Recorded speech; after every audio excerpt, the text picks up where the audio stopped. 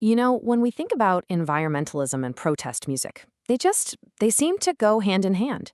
But the first real green anthems, they weren't about saving the whales or the rainforests. The story of how folk singers actually helped give birth to the modern environmental movement, well, it starts somewhere a whole lot stranger, and honestly, a lot more terrifying. So just think about it for a second. What comes to mind? An oil spill, maybe? Smoggy cities? The destruction of some beautiful wilderness? All really good guesses. But the real answer, it's something totally invisible, and it completely changed how we thought about threats to the planets. That's right, nuclear fallout.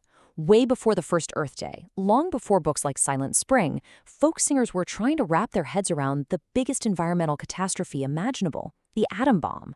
The fear wasn't just about war anymore. It was about poisoning the entire planet with an enemy you couldn't see, you couldn't smell, and you couldn't touch. This lyric? Wow, it is just chilling, especially when you realize it's from a song written only a year after the bombings in Japan. This tune, Talking Atomic Blues, used this really dark humor to get at a brand new kind of fear. The song wasn't just about blowing things up. It was a critique of the science boys who'd unlocked this incredible power without asking anyone. Suddenly, the stakes were existential.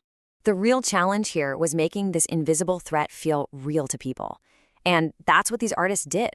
Pete Seeger, for example, he sang this parody that compared strontium-90, that's a radioactive isotope they were finding in milk after bomb tests, he compared it to a shark, but a shark that, quote, leaves no trace. And then there's Malvina Reynolds' haunting song, What Have They Done to the Rain, which sounds like a lullaby, but it's about a poison rain that makes everything just disappear. These songs took abstract science and turned it into something you could feel in your gut. But here's the thing.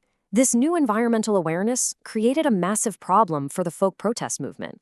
I mean, for decades, its entire identity was built around celebrating a very specific kind of hero, the industrial worker. And that set up this huge clash of values. So the guiding philosophy at the time was this idea called proletarian realism. The thinking, which was influenced by Lenin, was that art isn't just for looking at. It's a tool. It's a weapon you use to unite the working class, to, hit them over the head with the truth of their struggle. And folk music was seen as the perfect medium, the art form for the people. This quote from Mike Gold, a Communist Party member, just captures that spirit perfectly.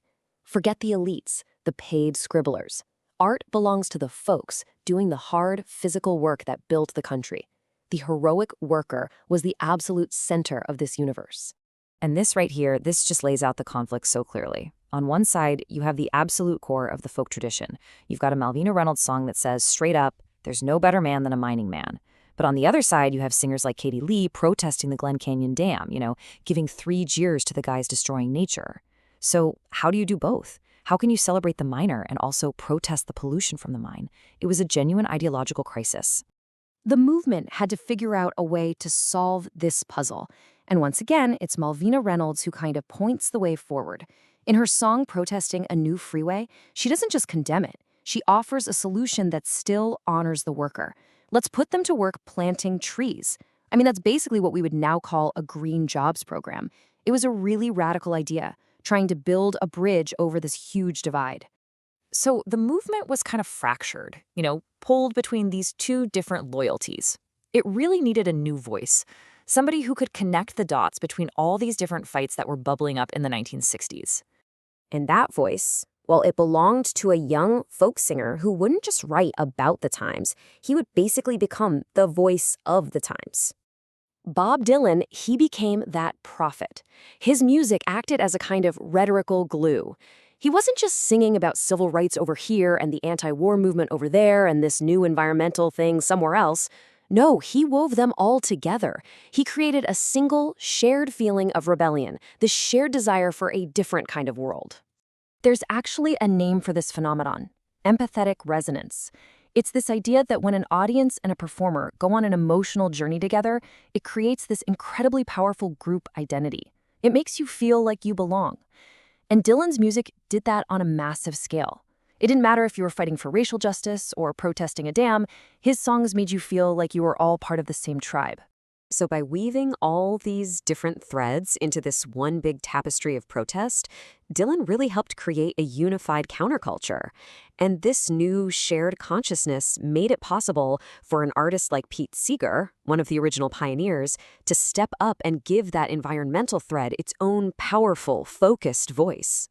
All right, so the year is 1966. The civil rights movement is changing, the war in Vietnam is getting worse, and the folk revival is kind of starting to fade out. It's a real moment of uncertainty. And right in the middle of all of that, Pete Seeger drops this album, God Bless the Grass. This wasn't just a collection of songs, oh no. This was a manifesto. It was the very first concept album in history dedicated entirely to the environment, and it pulled together all the threads we've been talking about. What's so important about this album is that it captures the movement evolving in real time. On one hand, a lot of it is very human-centered. The technical term is anthropocentric. Songs complaining that the bay is a garbage dump because it ruins things for people. But then you also get a song like Coyote, My Little Brother, which mourns an animal and honors the Native American view of living in harmony with nature. This was a new, biocentric perspective, the idea that nature has value all on its own.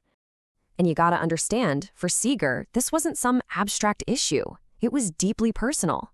He lived right there on the Hudson River, and he watched it go from a place where you could see 20 feet down into the water to what he called an open sewer. His global fight started right there as a local one, in his own backyard. And Seeger himself, he refused to put these issues into neat little boxes. When somebody asked him about it, he basically said it's all tied together. To him, the military-industrial complex that was fueling the Vietnam War was the exact same system that was polluting his river. It was all connected. For him, cleaning up the Hudson was an anti-war act. So from the existential dread of the atomic bomb all the way to the very real, very tangible fight for a clean river, it was folk music that translated all these fears and hopes into a language that everyone could understand. It created the emotional vocabulary for a movement that, well, would go on to change the world. This whole story really leaves us with a pretty big question, doesn't it? We've just seen how a few chords in the truth could unite millions of people and spark a global movement. But what about today? In our fractured world with endless scrolling and so much noise, does a single song still have that kind of power?